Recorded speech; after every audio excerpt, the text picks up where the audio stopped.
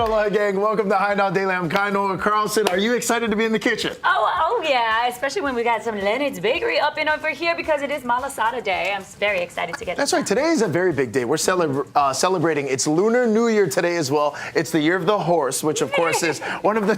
There we go. I told you I'd do it. Yes. Year of the horse, which is one of the 12 Chinese zodiac signs represented by animals in the Lunar New Year calendar cycle. So, I mean, currently right now, celebrations to celebrate Lunar New Year are taking place across the world. That's right. So many different places, including Ala Moana, because today is the first day of a 6-day celebration at Ala Moana Center. There's going to be traditional lion dances, blessings, calligraphy, demonstrations, pole jumping, and a wishing wall to share hopes for the year ahead. And some stores, they're even going to be doing some special deals, and we're scheduled to check it out on Friday. So tune into High Now Daily for preview. I will be there. Oh, that's exciting. Also taking place in Waikiki, Royal Hawaiian Center is also hosting celebrations through the 28th. Today from 5 p.m. to 8 p.m. There's also going to be lion dancing taking place over there as well. You can also take advantage of their gift with purchase offer, which is awesome. You basically get rewarded for shopping, Rachel. That sounds right? Good to me. Oh my gosh, just scan that QR code right there. All the information is there. And what else, Kaino? What else are we gonna do? Well, you were mentioning earlier as well. Today's actually Fat Tuesday as well. And to sweeten things up, we invited one of Hawaii's OG bakeries over here. Oh yes, we got Leonard's Bakery. They've been doing it right since 1952. And as we zoom in on some of that goodies, it's malasadas. That's like the traditional Portuguese style donut. And I mean, there's no hole in the center. It's all dough, all love, and a whole lot of sugar. Yeah, that's right. And so right now we're really trying to practice our patience because we're going to indulge a little bit later. Because in continuing to talk about celebrations, not just here in Hawaii, but also abroad with local ties. As a Hawaii artist, this is a really cool story, now lives in Oklahoma, was invited to the Paycom Center to join in the NBA All-Star Game this past weekend. Take a look. Lunar New Year celebration continues. Today I am doing Rumble, doing a lion dance, being able to represent this part of my culture. Growing up in Hawaii, every single Chinese New Year, Lunar New Year, we do a lion dance down Chinatown. It really brings me back to my roots. That artist right there is Landon Tolentino, also known as Tangleman. Oh. He was born and raised right here, Kaneohe, but recently moved to Oklahoma with his wife. That's our good friend, our executive producer's brother, in fact. Amazing. Hey, that's cool to see a Hawaii artist doing it, especially to get a platform like that, NBA All-Star Weekend, that's big time. Also, by the way, Rumble the Bison is the mascot of the NBA's OKC Thunder, so it all makes sense. And as you can see, they're celebrating Lunar New Year in a big way over there. Yeah, that's right. We're celebrating Lunar New Year, so gong hei fat choi, but also Mardi Gras. We mentioned it is all about indulging on some of the malasadas today. Our patience has paid off. Hello, so good. One of the greats, of course, Mardi Gras, which is French for Fat Tuesday. And, you know, it's the last day of carnival season, which revolves around parties and parades, things that we both do very, very well here on High Now Daily. And I love to indulge in some of this good stuff, Kaino. I mentioned earlier, the donut without the hole is so famous here in Hawaii. I am mostly Portuguese, if you didn't figure that out already. So this is like a staple in our household. So good. Absolutely. And what I love about Leonard's, too, is it just, it's nostalgic. Because we're talking actually with a handful of the Ohana that's joining us. Coming up next year, 2027, I believe, they're going to be celebrating their 75th anniversary. That's how long they've been in the game.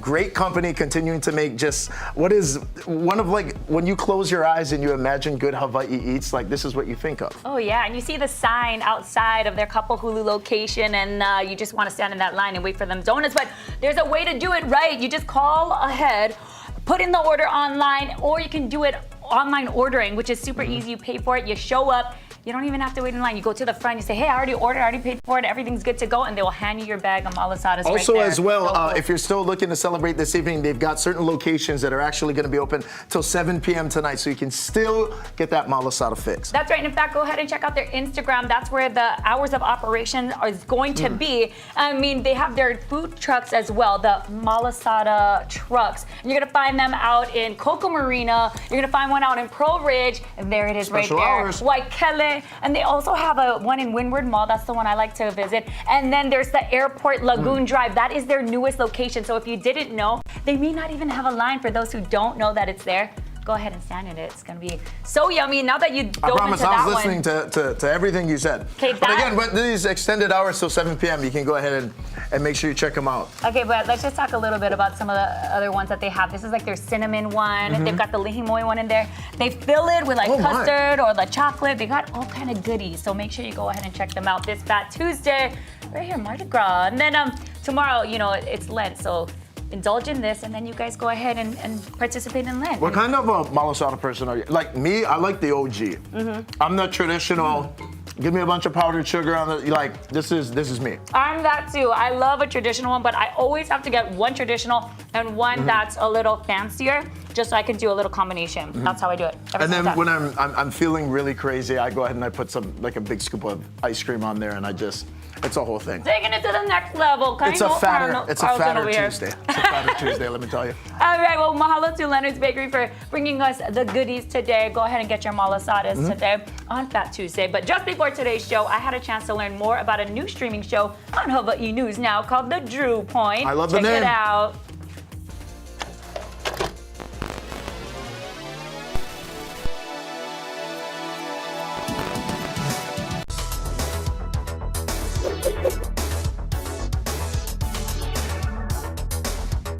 Aloha, everybody. I'm sitting down with Drew Davis, our meteorologist here at Hawaii News Now. He's got a brand new streaming show, and it's called The Drew Point. I love the sound of that. Drew, Yeah. congratulations, man. Thank you, Rachel. This has been a fun project that we've been working on for a while. We were trying to expand a lot of our news content to the H&N streaming app on Roku, Apple TV, and Amazon Fire. And we wanted a weather presence there, and so we're doing long-form weather forecasting, where my show is every Wednesday at 1:30 p.m. on the streaming app, also on YouTube and Facebook. And like I said, long-form weather forecast.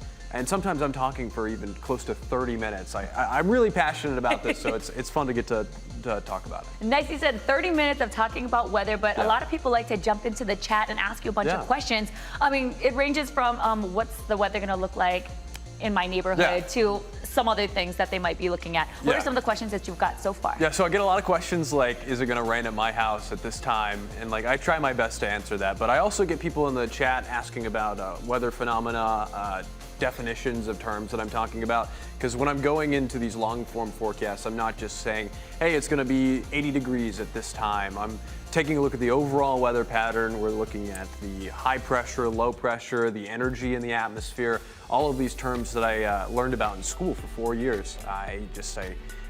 I'm helping define those for people who are interested in, besides getting just a regular forecast on TV, who want to dive into the details. Hey, 4 years of education all right up there. That means 30 minutes is a piece of cake for you then. I love it. I really do. It's fun for me. I was asking you, how do you talk about weather for a straight 30 minutes Yeah. sometimes? But your answer was, you're passionate about it, right? Yeah. So I don't know if you know this about me. I have wanted to be a weatherman since middle school.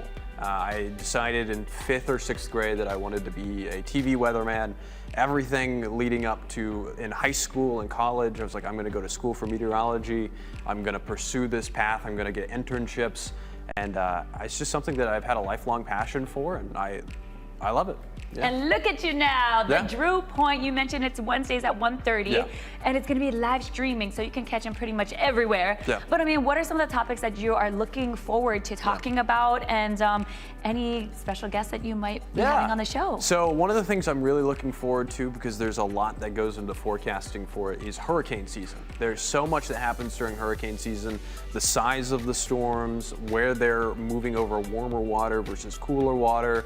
I'm very excited to get into the weeds for that. We started doing long form YouTube weather forecasts about a year ago on my YouTube channel, and now we're expanding it to the H&N streaming app. People are tuning in. I'm also going to bring in some other meteorologists that I know. I met a lot of really knowledgeable weather forecasters in my time as a meteorologist. Some of them have moved on out of the TV industry to work for companies like Climate Central. I want to get some of the UH Manoa professors on to talk about what they study. So there's a lot of opportunities. Very, very cool. And then the Drew Point, I mean, I get it. I Yeah. see the name. I Yeah. understand it. But did you come up with that? How did you come up with the name? So I came up with it a long time ago. I always joked about the Drew Point is a play on the dew point, a measure of moisture in the atmosphere. And I actually changed one of our graphics at my last TV station to say Drew Point, and I got in trouble for it. Come on! They reprimanded me, and I. And then you got sent here. And I'm like, here. We'll take it. We'll take And it. then our streaming executive producer Elena suggested it, and I was like, I'm all over this. We have to do this. And as soon as like the intro came out, I sent it to my last station. I was like, hey guys, look at this, because we still joke about it. Yeah. I love it. Well, that joke just turned into something major over Yeah. here at Hawaii News Now. It's called The Drew Point. Catch him on Wednesdays, live at 1:30 p.m. Drew, thank you so much for sitting down with me today. Yeah, thanks for having me. And make sure to tune in tomorrow. All right. Mahalo.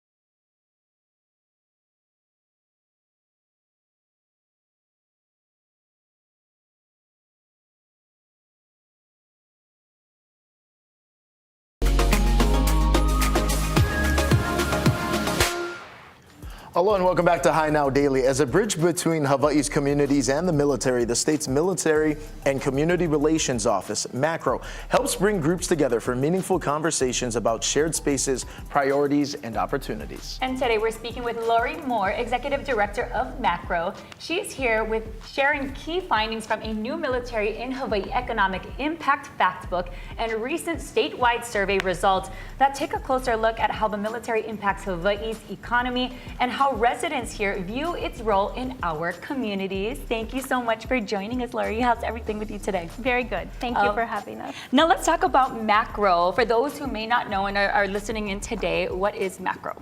So MACRO is the Military and Community Relations Office for the state of Hawaii, and we're designed to be the bridge between the Department of Defense, the community, and our state. And so we work with state agencies, we work with the community, we work with all levels of DoD to include the Pentagon. And as you know, it's a complicated relationship, right, with our military here in Hawaii. And it's very unique because everything is intertwined. Our economy, even land use, the environment, workforce. And so, important conversations need to be had. And we're here to make sure that those happen, that they're transparent, and that they're founded in facts.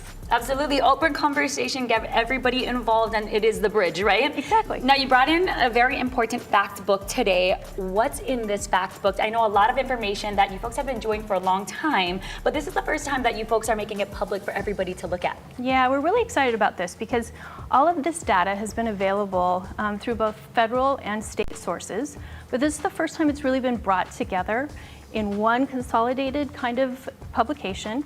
It's easy to read. So for someone like me who's not an economist, right, we can get down to the facts of what does workforce look like here? what is the overall GDP? What are the contributions? And so again, I think it's helpful for the conversations that all of us are having, and again, kind of grounding those in facts. Absolutely, and as we look up on the screen right now, we were just seeing pieces of the information that are listed in the fact book. What were some of the big takeaways?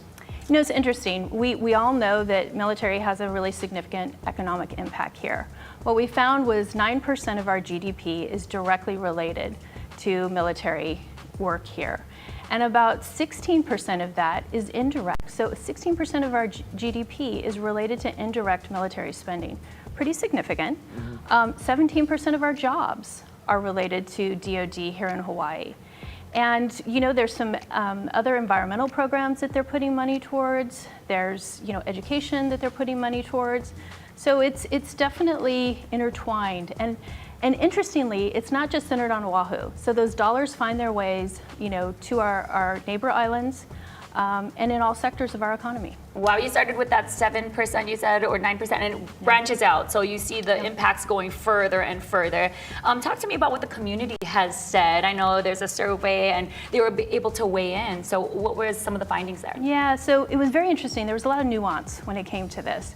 So about 3/4 of our population that was surveyed understands kind of the impact that military has here and the importance. And 3/4 understand the importance of the jobs and really benefit from those jobs or feel that our economy benefits from those jobs. On the other hand, about 30%, only 30%, found that the military were good stewards of our land and our environment. And then we also found that only about 20% of those surveyed even understand that the military has environmental programs. So, what it said to us is we still have a lot of work to do, right? And there's still a lot of conversations that need to take place. And we're excited about those. And now that's that the, why, and I'm curious as well, I'm sorry. Now that the fact book is out there, the information is published, what are the next steps? What happens now and how is the information used? Yeah, thank you. So this will really guide kind of what we do moving forward this year, and we're excited about that. We do anticipate updating this in the fall, so we'll be continuing these studies and continuing these surveys so that the information is current and accurate at all times. But also, we're going to be doing some open houses, and we're really excited about that. So community open house, a lot of talk story. We're going to invite military, so all of our components will be there. And we're inviting the military to come and let's have some conversations, let's learn, and again, talk story. sounds good. Those open houses will be the first 3 Wednesdays of March, so make sure you go ahead and check out their website so they can get all the information. And for those who want to learn more about Macro, the incredible work that you folks do to make sure everybody is staying together on the same page and that you guys are all working hand in hand together, where would they go? Please go to our website, macro.hawaii.gov. All right, Lori, thank you so much for all the information today. And go ahead and check out the fact book. This is incredible. Nice for us to see, everybody here in the public. We're going to take a quick break and we'll be back with more on High Now Daily.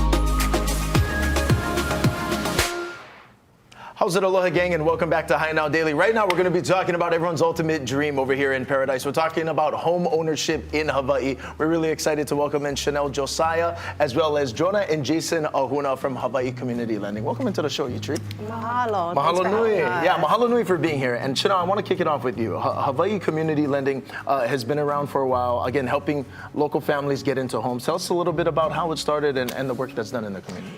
Yeah, we started off as a program under our parent organization, Hawaiian Community Assets, in 2002. We are a community development financial institution, a native CDFI, so that means in large part we serve the native Hawaiian community. What's unique about us is that we focus on affordability and meeting our families where they're at.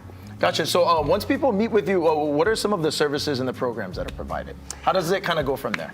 Yeah, so we provide hands-on technical assistance, which means that we walk folks through the process from beginning to end. Again, in large part, we focus on Hawaiian homelands. A lot of our mortgage products are geared towards Hawaiian homeland beneficiaries.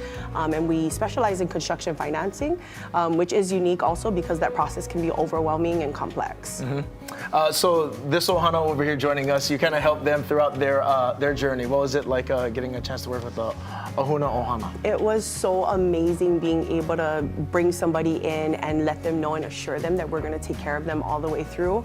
They've overcome so many obstacles, but through the 3 years that we've been working together, they've increased their income by over $25,000, increased credit by over 200 points cumulatively, and I'm just so proud of them. That's awesome. Awesome. Yeah. I'm curious, how has this journey been with you? Partnering with Hawaii Community Lending, Jonah and Jason, and how has it been? Amazing. One word, amazing. At our Hui Vai Vai, I shared, and we got to share, the words I shared was just trust the process.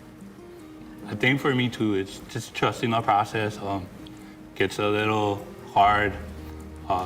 Sometimes things doesn't look like it'll turn out, but patience, perseverance, and knowing that you have something to pass down to your family, like, meant the world to us. So that's kind of what kept us going.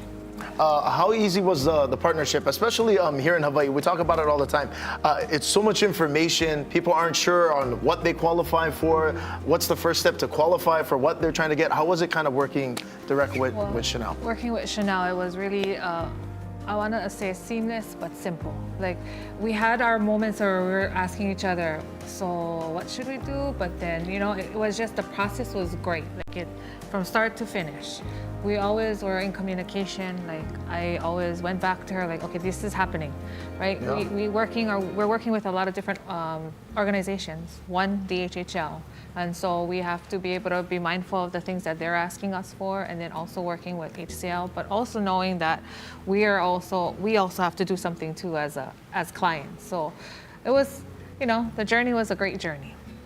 Listen, I gotta ask you, bro, was it like that moment you got your keys? Besides the tears, we just kind of stepped back and remember the process and the journey that we were on.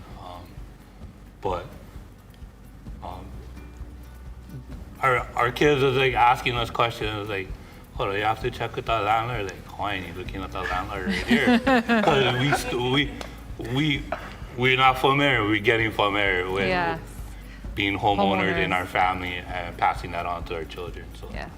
Oh, that is awesome. Okay, I'm curious as well, Chanel. You know, we say this term so oftentimes here, you know, affordable, what's affordable, how do we, but I mean, utilizing the different grants and the programs, right? That's kind of what Hawaii Community Lending kind of really focuses on, yeah? Yeah, we will leverage our partnerships. It's really important for us to have the right people in the right place. We build strategic partnerships, trust-based partnerships with vendors, with DHHL as well, you know, being lock in step with them. Also making sure that the family trusts us too. Contractors, we want to make sure we have the right people building for our homeowners. And then making sure that we're meeting them where they're at financially. If they're not quite there yet, we're going to give them resources to get them there. If they're not quite there yet mentally, and when I mean mentally is, are they prepared to like take on this kuleana, you know? And we'll get them there. But it is a kako effort, even with the ohana. It's a kako effort between the ohana and us, and that we really pride ourselves on that. I love that. If someone's watching this right now, they want to learn more about Hawaii community lending, what's the best way to do it? The best way to do it is go to our website at www.hawaiicommunitylending.com. All right, mahalo you three for being here. I love telling these stories. More information is listed there on your screen as well. We're gonna head to break. Stay with us. We got much more coming up on High Now Daily. Mahalo. Easy eye, yours is great.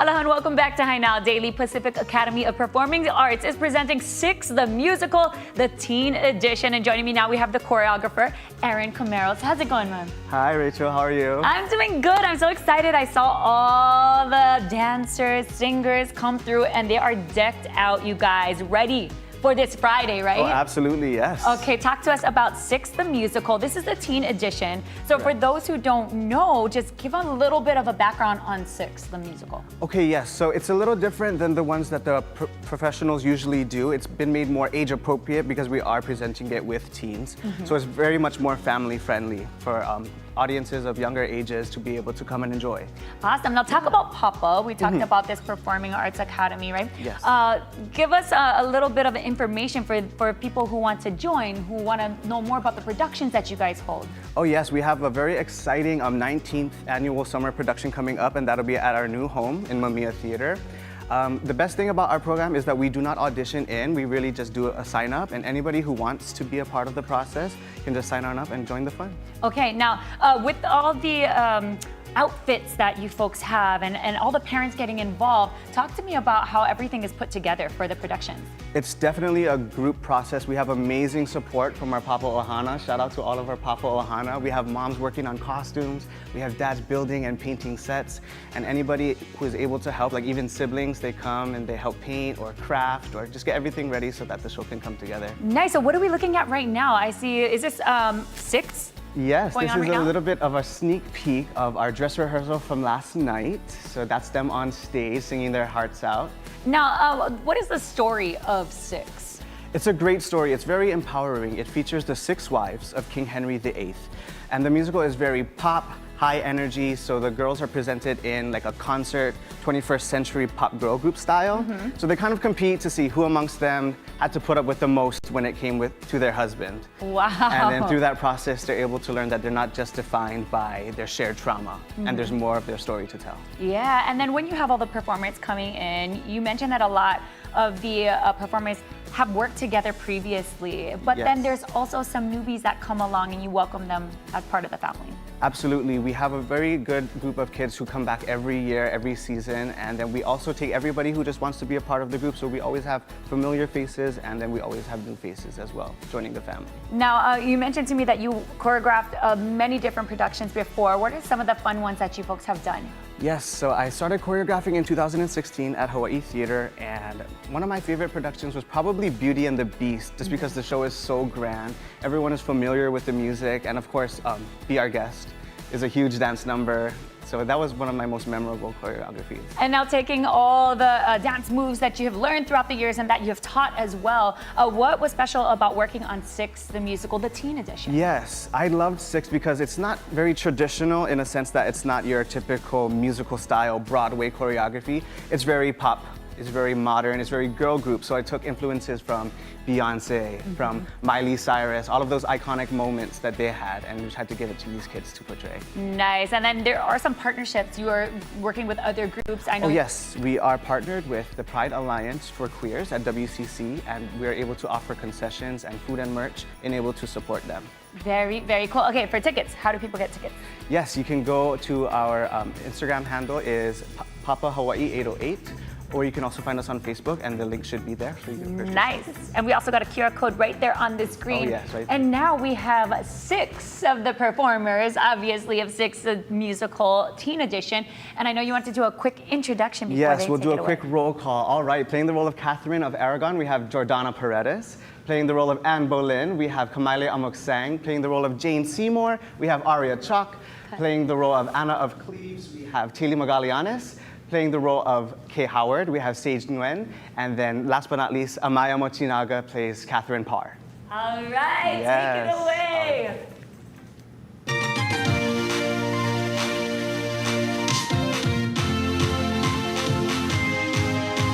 Remember us from history class? Divorce. My name's Catherine of Aragon, was married 24 years. I'm a paragon of royalty.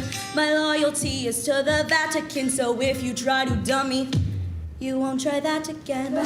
I'm that Boleyn girl, just saying, hey, see, I broke England from the church, yeah, oopsie daisy. Why did I lose my head? Well, my sleeves may be green, but my lipstick's red. Jane Seymour, the only one he truly loved. Rude. When my son was newly born, I died, but I'm not what I seem, or am I? Stick around and you'll suddenly see more. Divorce. Ich bin Anna of Cleves. Yeah. When he saw my portrait, he was like, yeah. But when he met me, he was like, ew, who's this girl? Funny, cause when I first saw his ugly face, it made me wanna. Hello there, I'm the Catherine who lost her head. For my active social life outside of wed. Lock up your husbands, lock up your sons. Kay Howard is here and the fun's begun. Survive down, I'm the final wife. I saw him to the end of his life. I'm the survivor, Catherine Parr. I bet you wanna know how I got this far. I said, I bet you wanna know how I got this far. Do you wanna know how we got this far? Then welcome to the show, to the history mix. Switching up the flow as we add the prefix. Everybody knows that we used to be 6 wives. Turn the beat up, get this party buzzing. You want a queen bee? Well, there's half a dozen. Everybody knows that we used to be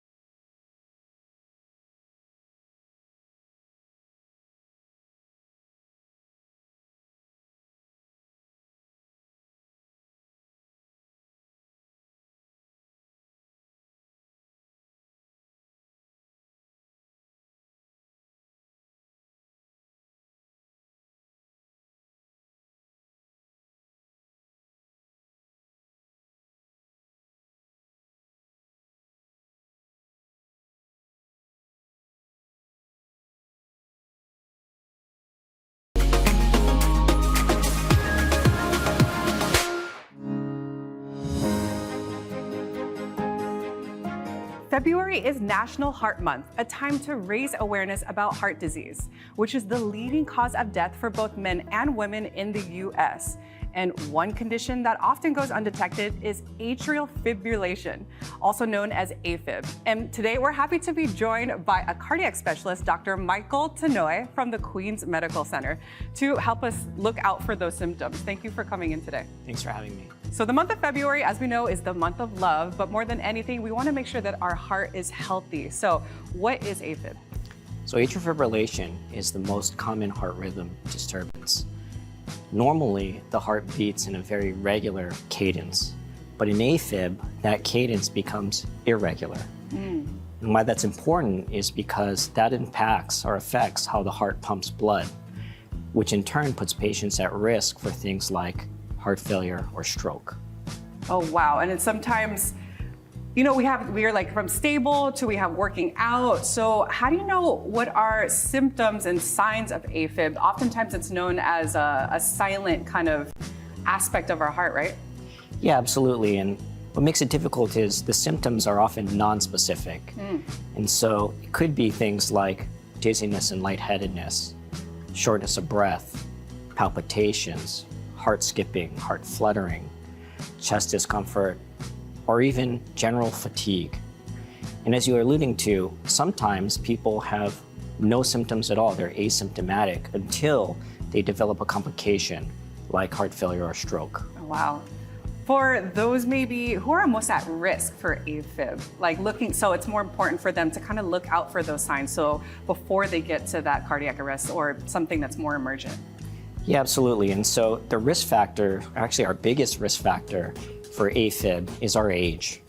And that being said, other risk factors could include things like high blood pressure or hypertension, diabetes, being overweight, having a sedentary lifestyle, sleep apnea, or even things like excess alcohol intake.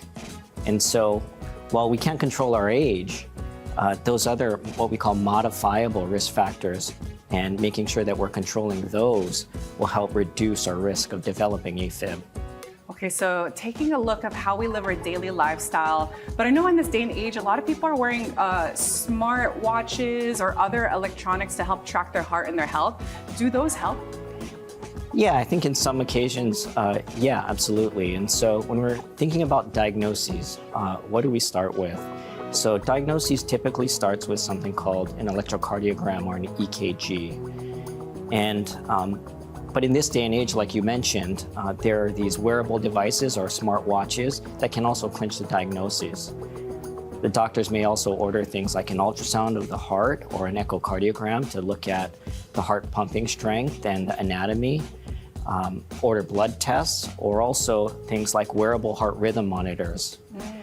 And so at Queens, we have the most advanced and up-to-date heart rhythm monitoring and imaging to ensure an accurate diagnosis is made.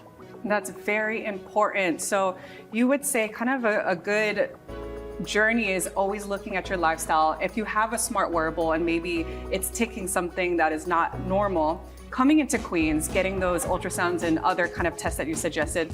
So if someone is diagnosed with AFib, what are the treatment options? Yeah, the treatment options are also, well, treatment avenues are usually individualized or tailored.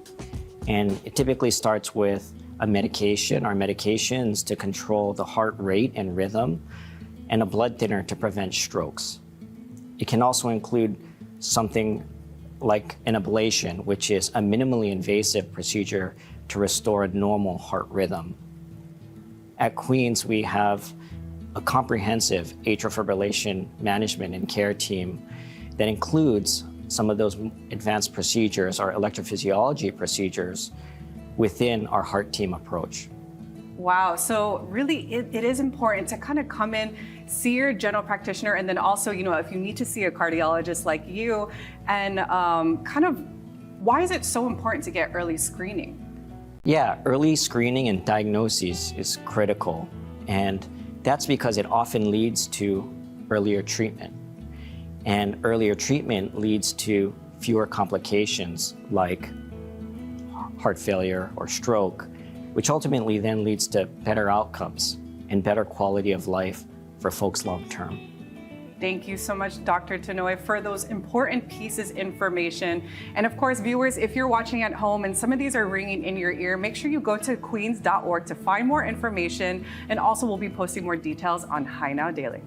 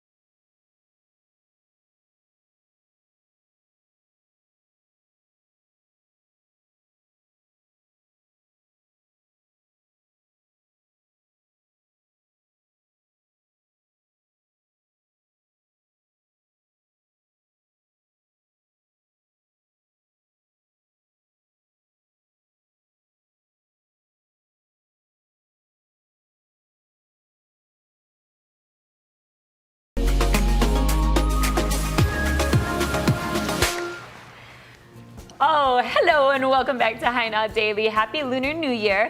Mahalo to our friends at Hawaiian Pie Company for sharing some of these goodies. Take a look at this. The table on set right now is loaded with all the goods. They made a special batch of almond cookies to welcome in the Lunar New Year. Now, these packs are going to include 6 almond cookies and a few pieces of the lucky candy, which we've got right over here for you. But this is where it's important, okay? It's only available on February 18th and 19th. You can order online while supplies last. And trust me, they will not last long because these things are phenomenal. Especially when they're in front of us right here. These are so good. I can just lift it just barely to my nose and you can smell the almond. Oh, and it's so buttery but crunchy at the same time. This is so good. What do you feel? This is like a perfect cookie. It is. You know? And I love how it's like baked like this and then there's like ridges to it. This is perfect. It has that signature red dot in the middle. Red is the color. Good fortune, good luck, and maybe hopefully extra money this year, kind of. I'm hoping. It's the year of the horse. It's about attacking the goals boldly this year. That's what it's all about. Also, if you're looking to continue indulging this weekend, there's going to be a big time sweet treat going down for just $1 this upcoming weekend. That's right. Matsumoto Shave Ice is celebrating 75 years. The iconic shop opened up on February 13th, 1951. Right where it is today on Kamehameha Highway in Haleiwa to mark the milestone. That makes me want shave ice. I know, right? The shop is selling a small shave ice for $1. Did you hear that, Kaino? $1. Yeah, from 10 a.m. to 6 p.m. this Saturday. $1. That's right. So make sure you go ahead and holo holo out to the North Shore. And we're going to continue with our holo holo series. You know, Jolani had a chance to check out one of the oldest t-shirt factories here in Hawaii. Let's take a look.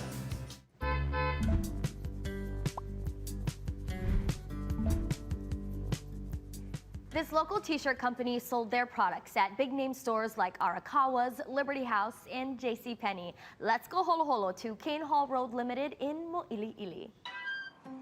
Just like magic.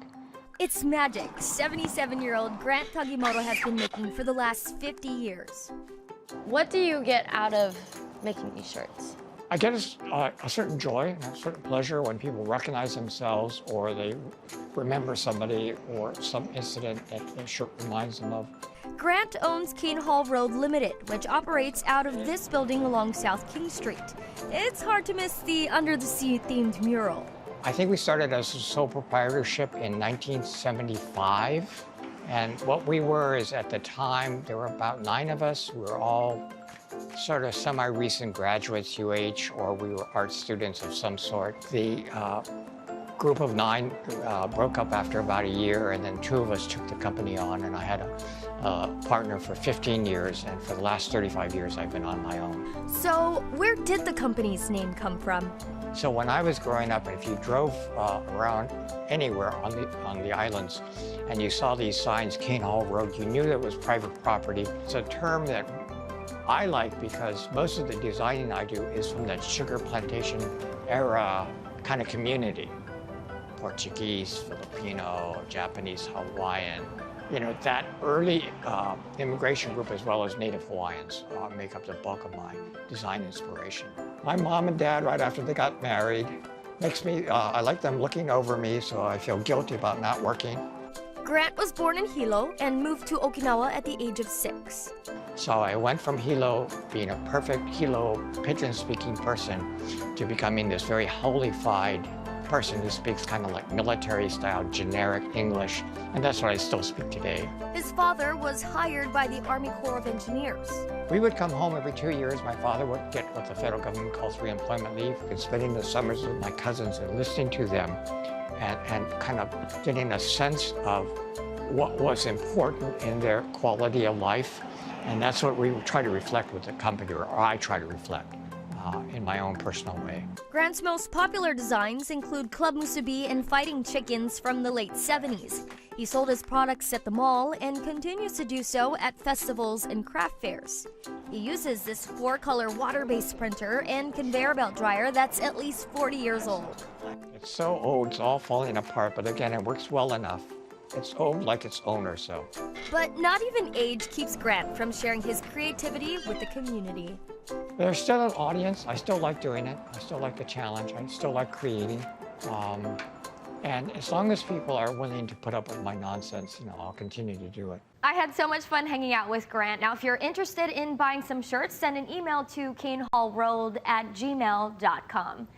If you know about a hidden gem or story in your town, let us know about it. Send your ideas to holoholo@hawaiinewsnow.com.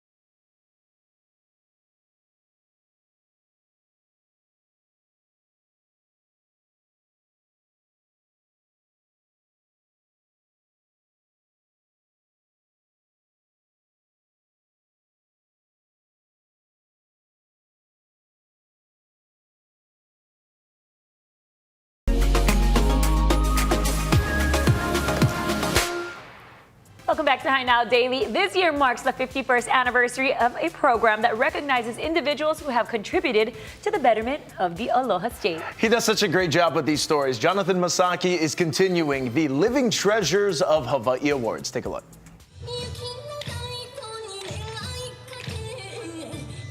The Honpa Hongwanji mission has been here in Hawaii since 1889, with many flocking to its annual Bon dances, a traditional observance that is held every year. In 1976, Bishop Yoshiaki Fujitani started another tradition that lives on today. It's known as the Living Treasures of Hawaii Awards, and this year there are 5 honorees. We think it's important because we recognize individuals who have demonstrated excellence in their field of endeavor, whatever that may be, who do so not because they want recognition, but they do it out of a sense of dedication to their craft. 2 of this year's honorees are considered dance masters in their respective cultures. Dancing for you, Mizoshiri Yuki-chan and Fujitani Haruto-chan. Sensei Sherry Tamura has been in the center of educating and promoting traditional Japanese music and dance for more than 60 years in the islands. She continues to inspire today's youth to learn and respect the artistic expressions of Japan. I know the odori art is dying slowly in Hawaii. The younger generations are not interested, in the art form. And so I'm trying to keep perpetuating it so that at least they learn it. They don't have to become a sensei, but at least they learn it and they have the background knowledge of the arts. Kumuhula Mapuana Di Silva is also being recognized for her contributions to preserving, teaching, and sharing the art of hula. She credits her kumu auntie Maiki Ayu Lake for the guidance she provided to her and shares this with her hamana. I need to carry myself in the way that I want my students to carry themselves. I need to act towards people the way I want people to act towards me. I need to care for people the way I want people to care for me. And for me, that's really helped me along the way. Other honorees this year include Dr. Billy Burgeon, who is known as the keeper of the Paniolo spirit.